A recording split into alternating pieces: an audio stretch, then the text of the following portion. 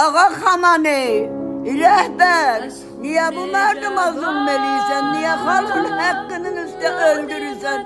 Öldürmə, törə ver, xərc ver, bahalığın qabağın tut, zalim olma. Sən ki zalim oldun, niyə mərdumun nənələrin ağlar qoysan? Bəsisləri bu, aralıq bəsislərin boşlayıbsan, mərdumu qırdırırsan. Nə insafına?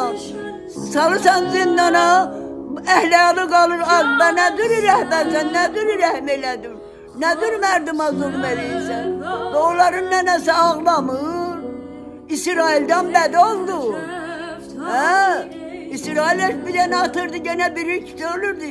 Sən elə bir yeşərə qırdırırsan, namərd. Belə də adam namərd olar, neçə boyun qırdırırsan mərdumun əhliyalı? Ya insaf elə də bir utan da. Əhliyalın qəşək kefin çəkir. Mərdumun qız gəlini avara darada işləyir. Bir tikə əhliyalına törə çıxadı.